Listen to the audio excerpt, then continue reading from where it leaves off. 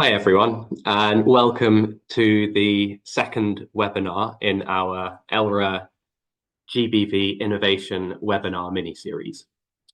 As a reminder, this is a 45-minute long webinar, and please be aware that we are recording these webinars with an aim of putting the recordings on our website. So if you missed the webinar yesterday, or if you have colleagues who haven't been able to join live today, you should be able to access a video recording from the series webpage in due course. This series of webinars is hosted by ELRA and by our Humanitarian Innovation Fund, the HIF. The HIF is funded by the UK Foreign, Commonwealth and Development Office and by Norway. Our work on GBV specifically, such as the projects presented in this webinar series, is funded by Norway. With these two webinars, we are showcasing innovations which were awarded follow-up funding last year and whose projects are still ongoing. Through our support to humanitarian innovation, we recognize that the innovation process takes time and that it is not always linear. As such, we're proud that we offer chances for past grantees to apply for funding, specifically to work on an innovation that we have previously funded. This opens up opportunities for teams to explore new areas for an innovation within their existing work, or to facilitate how others can access the new tools and techniques that have been developed. Today, we'll be hearing from IRC about the data interpretation and guidance package that they have developed to help caseworkers, supervisors, and program managers to strengthen their GBV programs. Before handing over to the IRC team, I'd like to share a couple of reflections on their work and more broadly on the importance of humanitarian innovation that addresses GBV. Firstly, we're timing these webinars to be part of the 16 days of activism on GBV. The 16 days starts on the International Day for the Elimination of Violence Against Women. And until violence against women is eliminated, and that day still seems a long way off, survivors of gender-based violence must be able to access quality GBV case management services. This need is acute in humanitarian emergency settings. The GBV in Emergencies Minimum Standards guidance advises that GBV service providers should invest in quality GBV case management as a priority action in GBV responses. But what role can humanitarian innovation play in this? In our 2016 GBV Humanitarian Innovation Gap Analysis, Opportunities for Innovation, one of the 4 challenge areas identified was improving monitoring and evaluation, within which there were 2 key needs identified: better measurement of the impact of GBV programs and the development of real-time monitoring tools. Since that gap analysis, ELRA has continued to support innovations that improve GBV monitoring and evaluation, and the tools you'll hear about today address this critical area of need. Through accessing multiple rounds of ELRA funding, IRC have been able to shift through a process of developing the data gathering tool to thinking about the need for data analysis tools. We're keen to support our grantees to spread the word about their innovations, to increase the uptake and ultimately the impact of methods that improve GBV program quality. Let me now hand over to Marianne from IRC to let her tell you about how you can get involved in ensuring these tools are used.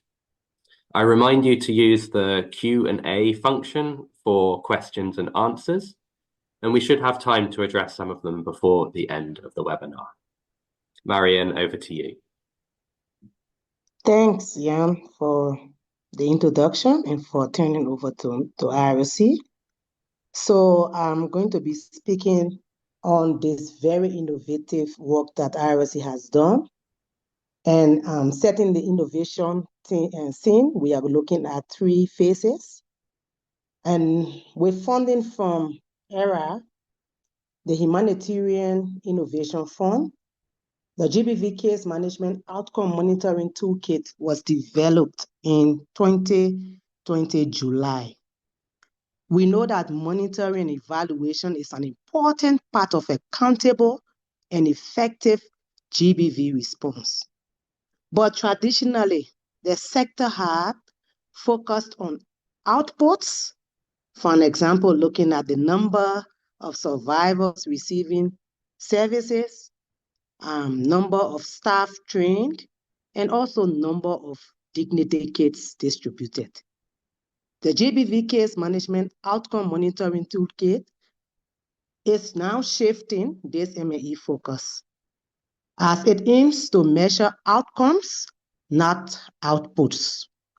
Specifically, the impact of gender-based violence case management on psychosocial well-being and felt stigma of survivors.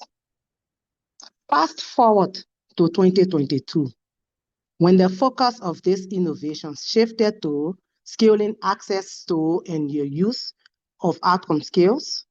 These validated skills from the Outcome Monitoring Toolkit were integrated into the GBV IMS Plus, the module on Primaria, and then also the adaptation ensured that any caseworker using this digital GBV case management information management system could easily access the skills as part of their standardized case management forms and processes. Embedding the skills into this system simplified adoption for the broader GBV community, facilitating widespread availability and implementation. And that brings us to today, to our most recent phase of the innovation, that is the 3rd phase. With the skill being developed, made widely available, we identified the need to scale up and refine the capacity of GBV caseworkers, case management supervisors, and other program staff to interpret the skills results and use the interpretation to support individual survivors more effectively and to make data-driven programmatic adaptations and decisions to improve outcomes for women and girls following violence. Next, please. One more, please. Thank you. The GBV Case Management Outcome Monitoring Toolkit measures the impact GBV case management has on survivors. The toolkit is made up of 2 skills to use with women and girls aged 15 or older during the case management process. These skills are the psychosocial functioning skill or the psychosocial functionality skill and the felt stigma skill. As we mentioned, these skills measured outcomes rather than just outputs related to psychosocial well-being and felt stigma. The skills are 2 10-attempt questionnaires that can be used separately or together to determine if a survivor's well-being or felt stigma has changed throughout the case management process. They are typically deployed first during the psychosocial analysis and again when discussing case closure. The responses given by survivors can aid in informing individual case management through better targeting of services and navigating case closure. This can also be used for aggregate analysis and data sharing that focuses on outcomes. So when you think about what are the GBV case management outcome skills, this is the basis. Next slide, please. Advancing data interpretation beyond the scope for better outcomes for GB survivors. We are looking at 3 key areas. So now we know that the context of this effort, and we also know the background and phases that led to where we are today. Let's talk more in depth about the phase of this innovation.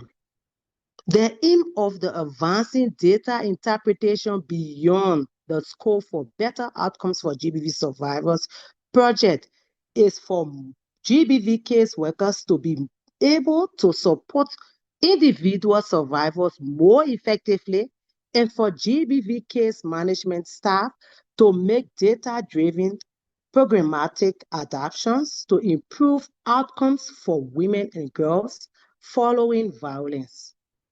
To do this, we knew we needed to scale up and refine the capacity of GBV caseworkers and supervisors to interpret the skills results. This was to be done by producing a data interpretation methodology and training package informed by feedback from GBV case management staff and existing skill users, as well as through disseminating these efforts and continuing to pursue skill and accessibility. Next, please. Let's learn. What have we done so far? To inform learnings and identify a country program where on-site KRRs and that is the key informat interviews and FGDs could be conducted. An anonymous remote survey was developed and shared with IRC WPE, the Women's Protection and Empowerment staff, and other partners who were both using and not using the GBV case management outcome skills. This survey aimed to better understand why country programs were or were not using these skills, as well as to understand the successes, challenges, and gaps in using these skills. Additionally, an in-person visit to Hagadara refugee camp in Dadaab, Kenya, took place where key informat interviews and discussion sessions were conducted with WPE staff by the project management manager and the WPE technical advisor. The visit aimed to access the use of GBV case management outcome skills by WPE staff for case management and decision making, identify challenges in interpreting scores, and map the user journey to streamline skill utilization. These surveys and in-person learning sessions informed the findings in the learning brief, which was ultimately used to shape data interpretation methodology and training package. After the initial drafts, additional learning and validation sessions took place with IRC technical advisors, M&E experts, GBV case management staff, participants in the WPE Learning Forum, which included direct service providers from IRC and implementing partners, and the GBV IMS Steering Committee. This led us to fund data interpretation guidance and training package. The final package includes a slide deck that can be used for trainings, whether group trainings with a facilitator or for self-paced learning and refresher sections. Practitioner interpretation guidance for caseworkers using the psychosocial functionality scale. Practitioner interpretation guidance for caseworkers using the felt stigma scale, and practitioner interpretation guidance for programmatic decision making. Next slide, please. Next, please. Okay. What is the content? The practitioner guidance documents for caseworker include acknowledgements, an introduction to the background of the GBV Case Management Outcome Monitoring Toolkit, and the aim of these complementary documents. An overview of the GBV Case Management Outcome skills, including who the skills are used with, when to use the skills, how to use the skills during case management, tips on using the skills, and a decision tree to determine which skills are best suited for your case management program. Next, please.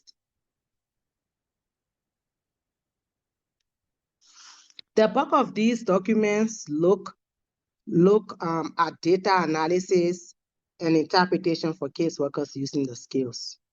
This provides in-depth instructions on how to interpret the skills if you use them only one time with a survivor, including tables that help you inform action planning with a survivor once you have a score of their survey. Next, please. So as we see on the screen, that's the skill. That's how it looks like in real life. So once you have it, you'll be able to see in detail what it includes. There's also another section that provides in-depth instructions on how to interpret the skills if you use them more than one time, which provides an opportunity to understand the change or survival experiences over time as a result of GBV case management. This includes additional tables on how to use the change over time score to inform action planning and case closure. These sessions provide examples for practice, showing real-life applications and interpretations. Next, please. The guidance document for the programmatic decision making is similar to the guidance documents for caseworkers. But instead of tables that inform interpretations for action planning and case closure, this includes tables and methodologies on how to use the scores to inform programmatic decision. So this is just a sample on the screen as what the guidance document for programmatic decision looks like. Next, please.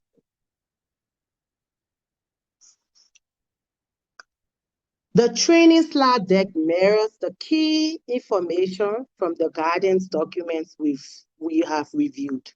However, it has been carefully designed to simplify uptake and accessibility. Its structure supports both self-paced learning and serves as an adaptable tool for team-based training sections, ensuring broader usability and impact. It includes facilitation notes, links to complementary videos, and adaptation guidance. The training packages is fully available and designed in English, French, Arabic, and Spanish. So you have the opportunity to use whatever language that is comfortable in your setting. Next, please.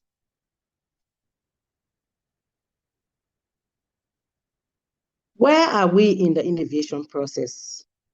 We've talked a lot about what we've done so far, but we also want to recognize where we are and what we need to take forward. Now that we have recognized the need to measure outcomes rather than outputs, to understand the impact GBV case management has on our survivors, developed the GBV case management outcome monitoring toolkit, adapted the skills for GBV IMS Plus, recognized the need for interpretation guidance to use the scores from the skills to inform individual supports and programming, and developed the resources, we are now ready to maximize the impact of this innovation through scaling. Our skill vision includes disseminating the resources through GBV community of practice, open webinars that like this one that we do to deeper dive into the data interpretation methodology and training guidance, organizational deep dive sessions for technical advisors to equip them for facilitating step-down trainings and for further dissemination, and also making the resources available on various platforms, including gbvresponders.org and gbvims.com. So there are other platforms that we can also use to share this information so that we are improving outcomes on GBV case management. Next, please.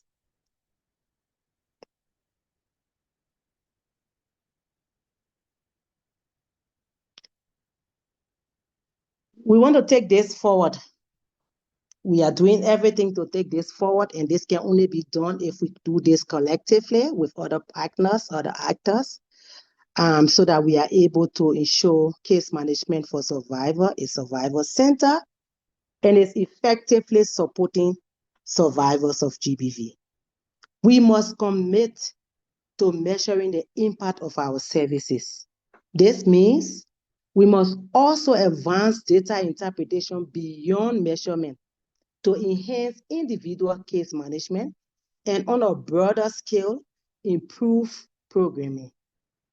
So by utilizing the GBV case management outcome skills alongside the practitioner guidance documents we have discussed, you can effectively interpret the skill results and identify actionable steps to move forward and improve case management outcomes for GBV survivors.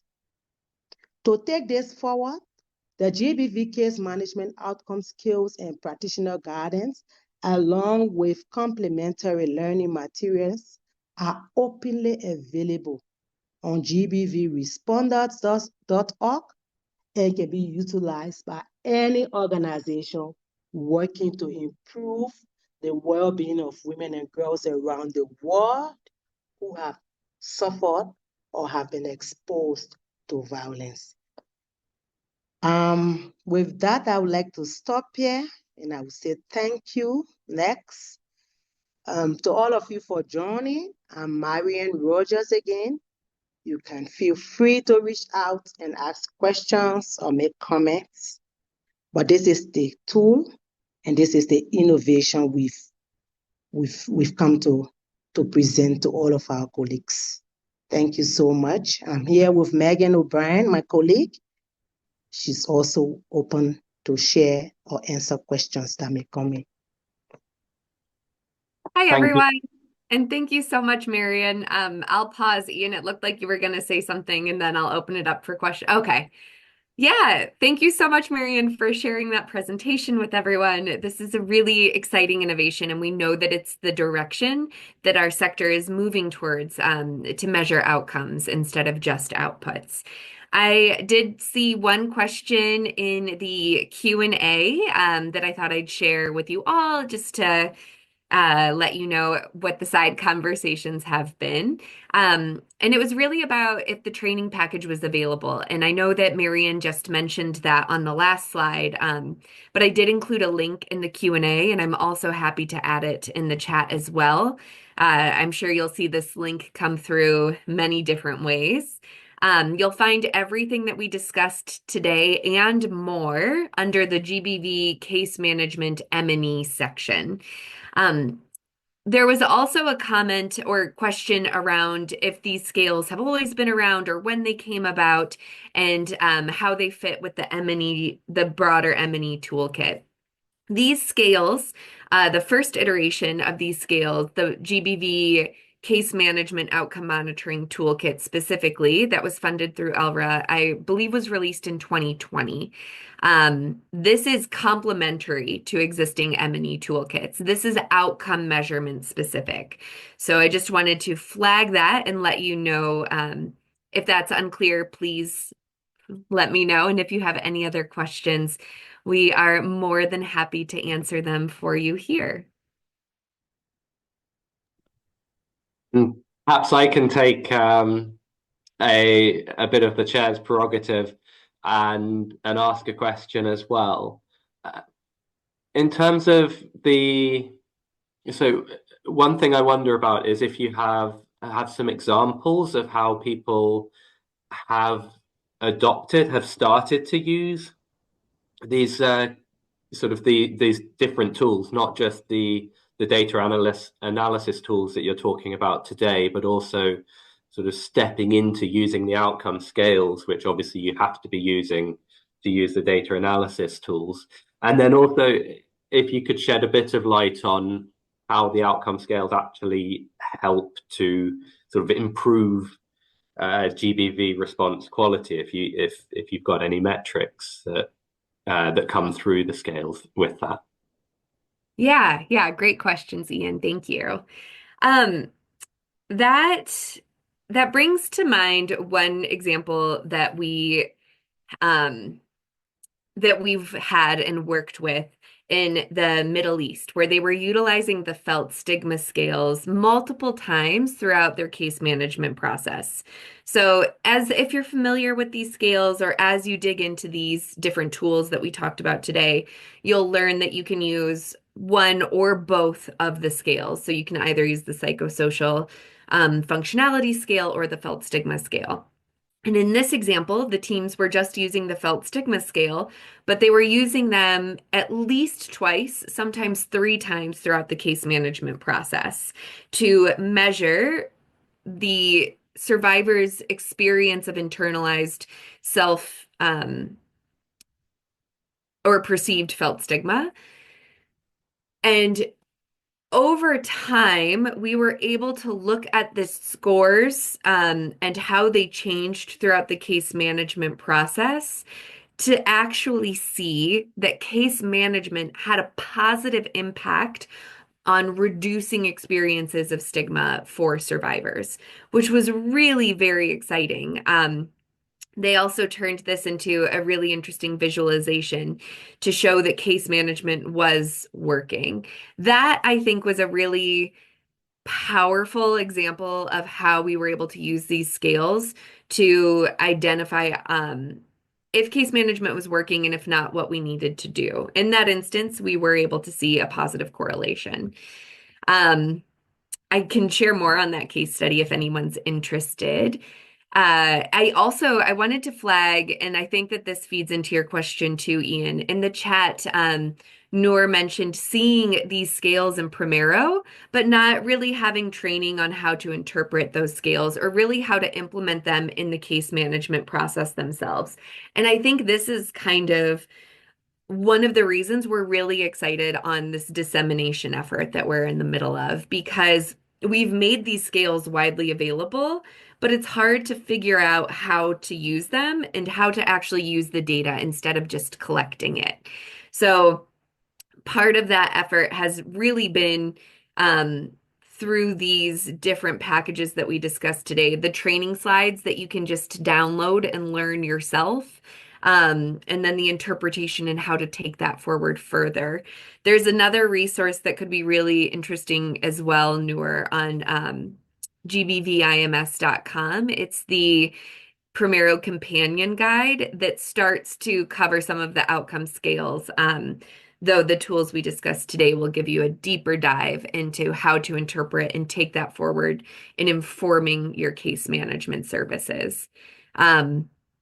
We have other examples of how these scales have been helpful to identify some challenges in terms of programming. There was one case where they were noticing that scores weren't necessarily improving over time, and that flagged conversations amongst staff, which helped them to identify um, a need to adjust caseload. So it provided opportunity for advocacy in terms of staff support.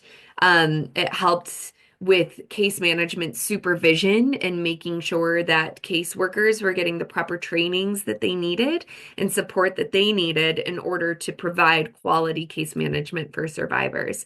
So that's been a really strong theme throughout this as well. I'll pause there. Megan, I can see another question has come through. So I think Noor's question is one you've been addressing there. Of would you recommend, I mean, maybe there's a bit more to unpack there. Of would you recommend including these scales in the training package for case management to make it mandatory to build capacity and also to use in outcome measurement? Since they're not in since I don't see them mandatory to use in case management. So I mean, I suppose that's partly that would be amazing if everyone used them, but your authority may be a bit lower than that. I'm not sure. What do you think of that one? Yeah, my authority is lower than that. Um, I would recommend including this in your case management training because it does help throughout the case management process to work with survivors to really understand some of the more conceptual experiences of violence that they may be facing, and to also, again, help our programs move in the direction towards understanding and analyzing outcomes. I'm definitely not in a position to talk about mandatory training or not, but I really think it's quite useful. And Marion, you might be a little better equipped to speak to that question as a TA. Um, so I'll leave you some space to answer that while I read these next questions. Yeah. Thank you, Megan. I think, like you have said, I too might not have the authority to see whether this is mandatory, given that we are working in different contexts. We are also working in different organizations. However, if we want to ensure that our case management processes is really impactful in the lives of the survivors, we want to make sure that we are able to measure what has happened as a result of our case management with survivors of GBV. We will be thinking about making this decision because everything we do is to improve the well-being of survivors. Next thing is if we are looking at programmatic decisions around how we do our services, how we conduct our case management processes, how is that impacting the lives of not just the survivor, but the family, the community, what gaps are identified. We'll also be making that decision to say, I think this is something that we can try and use, given the fact that over time, we are able to look back and see what has happened as a result of our inclusion of these skills in our case management practices. So yes, it is important that we have them included. However, that decision comes with what you are expecting in the future and what you hope to see in the lives of survivors. There's also some yeah, some yes, more questions coming in through the chat as well. I encourage people to use the Q&A tool just so that we have something to focus on. I think in terms of that mandatory question of should this be something that everyone should be doing, I would say from a humanitarian innovation point of view as well, we're always trying to link the innovation to the pathway to scale. And I would say it's amazing to see so many different case managers or supervisors saying where they're dialing in from, who they're working with, and the various contexts that you're joining from. If there's any donors in the call, I would also really say consider putting this into the partnerships that you're looking at. Try to support people to actually, take these tools up and adopt them. They're not just monitoring and evaluation for sort of seeing how successful the program is, but also it's a tool for the learning as well and to direct your program towards improved quality. I think that's one of the most exciting things, particularly about this latest set of tools. There's a question still in the Q&A, Megan. I don't know if you wanted to have a look at that with regards if there's a link between this and mitigation or sort of So I'm wondering if you have additional questions on mitigation to reduce social or for reduced control or social desirability phenomena. I will do my best to answer this question. If the person who asked it has more that they'd like to share to clarify a bit, please do let me know. When it comes to the tools that we're discussing today, we do start to look at actions that you can take based on the scores of the scale, which could include community conversations to promote social and behavioral change, which could, again, in turn, support felt stigma reduction and psychosocial functionality. One of the things that came out of a lot of our learnings that I thought was quite interesting, specific to felt stigma, is that in order to reduce this, there needs to be a broader shift, right? It's not just about the individual's experience, but community norms, social norms, patriarchal norms, and structures. And so we do start to look at ways forward in those broader conversations, but this is definitely not the in entire answer that you could potentially need to reduce these broader social phenomena, which I think leads into Lily's question a little bit too, which I saw in the chat about how case management is critical and how is this tool starting to address caseworkers' self-care needs. Again, once you dig into these tools, you'll see these tables that look at understanding what a score could mean and then what actions you could take from the scores of these scales. And one thing that came up over and over again in our learnings was that caseworkers, one thing a poor score could mean is that caseworkers are not getting the support that they necessarily need. And so, what actions could be taken to better support caseworkers themselves? Again, all of this requires context and conversation with your staff and a better understanding. So that's very clear in the documents too, is that this is just starting to get you thinking. But we do recognize that in the interpretation is that caseworkers may be overworked, may be experiencing secondary trauma, may not be getting the trainings or the tools that they need to support appropriately. And that's one opportunity for quality changes to promote better programming. So we do our best to address that, though again, this is kind of the launching point for those conversations and actions that you can take moving forward. I hope that helps.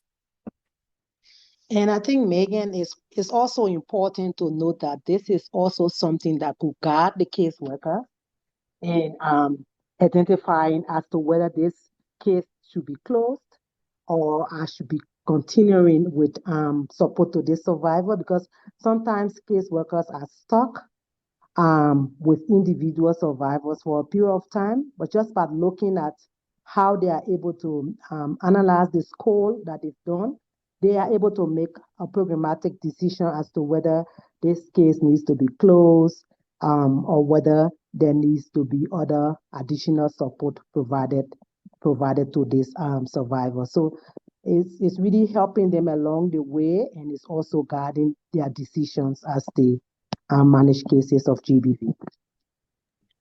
I can see I can see one question that's caught the imagination. Thanks, Joyce. You just put it in the Q&A as well, and it has a +1 in the chat.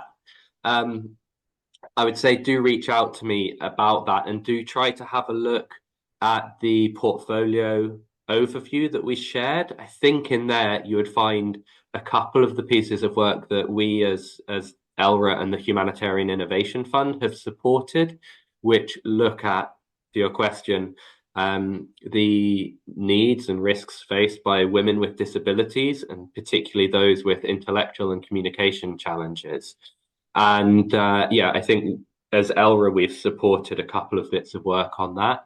We also have, as well as our work on gender-based violence, we support a lot of innovation around humanitarian support for people with disabilities and for older people as well. So do keep an eye on the work we're doing. We will be launching the findings from a global consultation on gaps for innovation around the needs of older people and people with disabilities coming up in 2025. So keep an eye on us for that. Yeah, and Yeah, go for it. just oh, yeah, to speak to Joyce's question a little bit too, these scales are meant to be woven into the case management process, right? So you're having conversations and ideally weaving these questions into the conversation in a way that feels organic and aligned with the survivor's needs. I will flag the way that these scales are disseminated, they're not meant to be mandatory for every survivor if it doesn't make sense to use them with a survivor. So just to be clear around that, but also these scales can be adjusted and customized based on your needs. So in the training and slide deck that we put together, there are potential questions that could be added to the scales based on your context and your needs. So there's flexibility there to meet the needs of the survivors that you're working with. And again, if it doesn't make sense to use a scale, I wouldn't encourage the use despite that. So it has been designed to be flexible and inclusive. And again, it's a verbal scale. Caseworkers are writing down responses as needed. It's not something that someone would necessarily have to sit and fill out. Though, of course, if that feels like it aligns better, you can do that as well. It's a really good question. I also saw a question in the Q&A around the testing of these scales. I will do my best to answer that, though that happened about 5 years ago. So I apologize if I don't know all of the details. It was tested in two contexts. One was in Somalia, and the second is escaping me right now. I do apologize. But these were tested with TAs and professional researchers from Johns Hopkins, I believe, or Columbia. Apologies again that I don't know those exact universities for testing. But this also leads to the answer around the option to adjust the scales to meet your cultural and contextual needs. So again, we have some additional questions that could be added or adjusted. We also have visual aids for these scales. That is something I wanted to mention for Joyce too, to help explain what these abstract concepts mean. So maybe if someone doesn't read, you can share this visual aid to help identify what these different levels of stigma could look like physically. So the visual aids are helpful in making sure that the scales are more inclusive, but we also have them adjusted for different cultures too. I think we have 3 different visual scales that are available now, and we've had country programs develop their own visuals in support of this as well. So to again align with the different needs of cultures. I hope Can that I? answered your questions. I think I will come in now to, even though, it feels like the chat is only just beginning, but I will turn to IRC colleagues in case there's anything you can say about what's next on the horizon in 1 minute, and then I'll bring this webinar to a close as well. But we'll also share resources after this with everyone who registered. So Megan or Marianne, is there anything people can where they can tune in next, or just keep an eye on the updates from Elra? Yeah, so we have an open webinar on December 11th where I'm hoping to do a little bit of a deeper dive into the actual documents themselves to show you how you can take a score and read the table to identify the actions that you can take. So just a little bit of a deeper dive into the tools that we're releasing now themselves. So if you're available on December 11th, please do join us. The invitation's gone out in the GBV community of practice. And of course, you can reach out to Marian or I with any questions, big or small. We'd love to hear them. So thank you everybody for engaging today. Marian, thank you so much. Ian, thank you as well. Really appreciate everybody's time and interest. And with that, I'll bring the webinar to a close. I was also going to thank the audience. It's been really, really rich set of questions and participation. A huge thanks to Marianne and to Megan for for the hard work that's gone into the scales. And it's been a much bigger team than this, I know, working on the scales. And thank you again to the donors as well that support this kind of work. And in particular, it's Norway who have been supporting this latest project. So thank you to them, but thank you everyone for joining and engaging with this. And we will certainly be sending out some more information to everyone who registered to reshare the links and make sure that you all know how to access the toolkits. Thank you very much, and goodbye to everyone. Thanks, and thanks everyone. Goodbye. Thank you.